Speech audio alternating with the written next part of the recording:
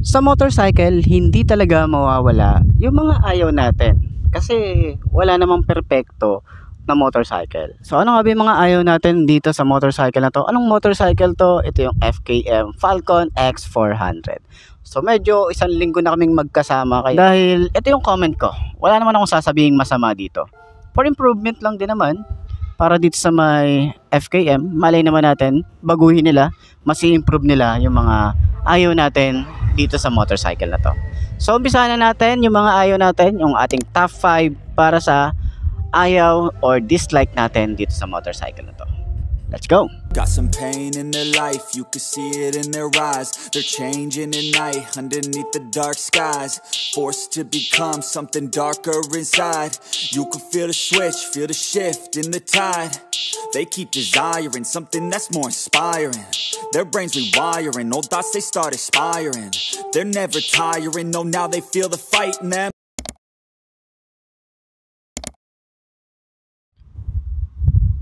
So unang-una talaga na ayaw ko dito sa motorcycle na to ay yung ating side mirror. So matagal ko na sinasabi yan mula pa nung unang vlog natin.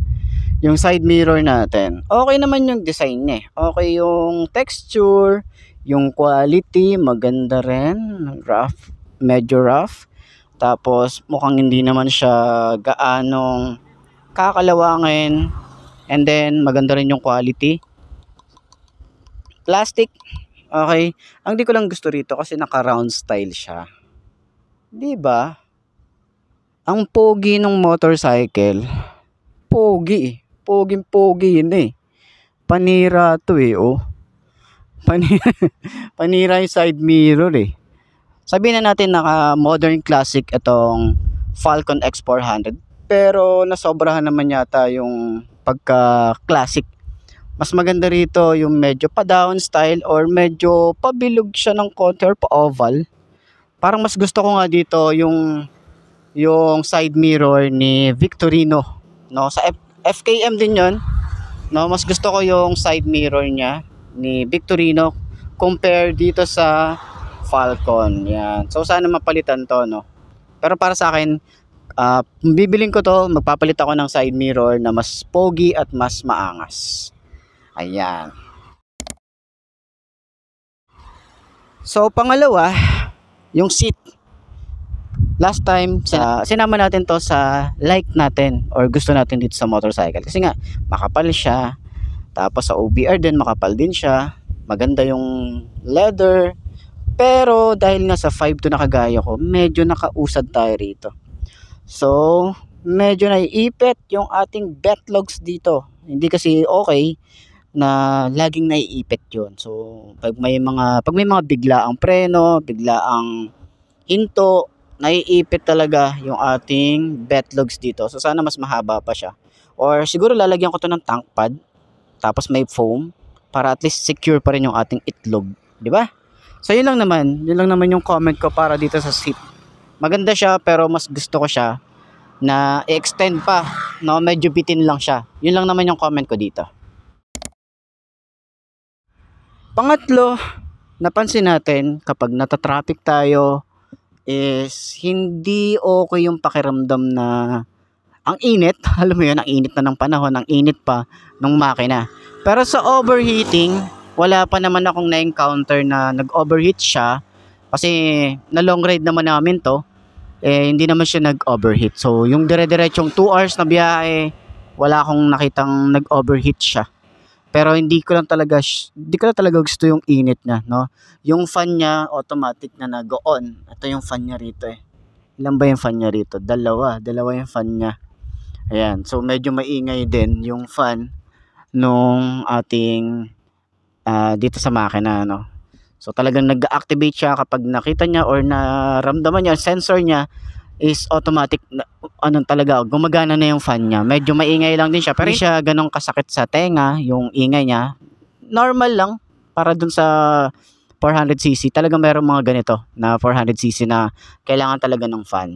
Okay? Pero overheat, wala pa naman ako na-encounter dito. So isa din sa mga ayaw ko dito, no, yung pagkaka side stand niya Okay yung side stand para sa atin, makapal, may extension siya, may paa, no? Para dun sa mga alanganing lugar. Maganda siya, makapal yung kanyang metal. Mukhang hindi naman siya tinipid dito. Pero kasi, tingnan nyo naman. Tingnan nyo yung pagkaka-side stand niya. Feeling ko kasi pag nasa parking, hindi ako sure kung bubuwal ba siya. Kasi medyo nakatayo eh. Ayan o, tayong-tayo siya oh. Parang konting uga sa kanya or konting tulak sa kanya, itutumba siya. Kahit sabihin na natin na mabigat to, 185 kilos. Diba? Di ko kasi sure kung pag tinulak ba natin to. Ayan o. Tulak ko.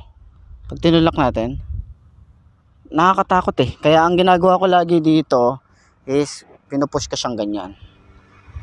Yan. Ang ginagawa ko, papakita ko sa inyo kung paano siya ginagawa. Pinupush ko.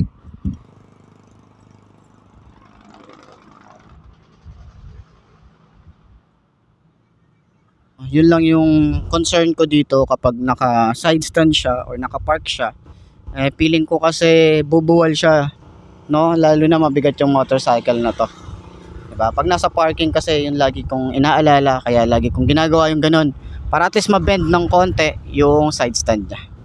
Okay? At yung pang last na ayoko dito is yung ating horn. Baling natin ng konti. Ayan. Yung horn niya, no? Ito yung busina niya. Pakinggan nyo mabuti yung busina, ha? Beep,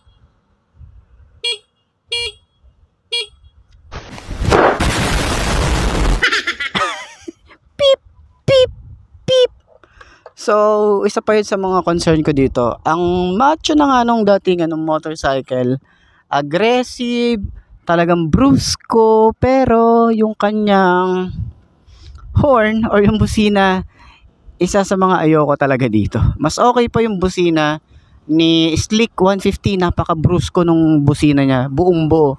Talagang masasabi ko na mas magandang ilagay yung busina ni Slick dito sa Falcon X400. Yun lang naman yung comment ko dito.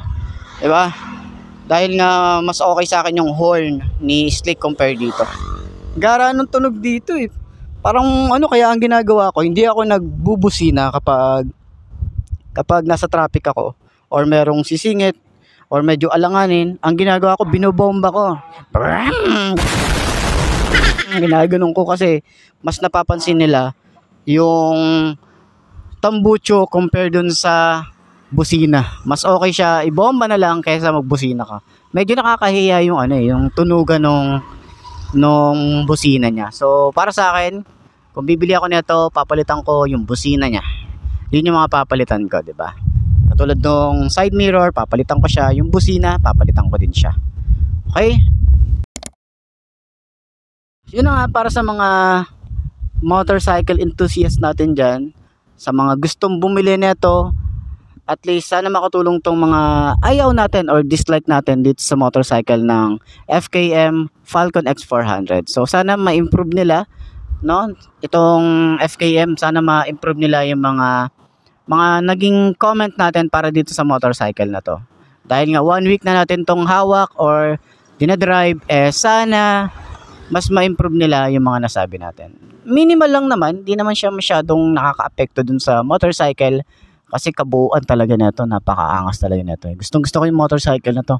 Na-inlove na nga ako dito eh. Parang ayoko na siya isoli eh. 'Di ba? Yun lang naman yung mga comment ko na gusto kong palitan, mga ayoko sa kanya. Pero the rest talaga is angat pa rin yung gustong gusto natin itong motorcycle na to. Kung bibigyan tayo ni FKM ng Falcon X400, tatanggapin natin yan. Pero yun na nga, sana nakatulong tong video na to. Maraming salamat sa FKM Motorcycle Philippines para sa pagpapahiram nitong motorcycle na to. Ayos na ayos yan. They called home, not for the weak, left out in the cold. Watched all the sheep do what they're told. Swore they would feast one day on their bones. With the flame of a beast.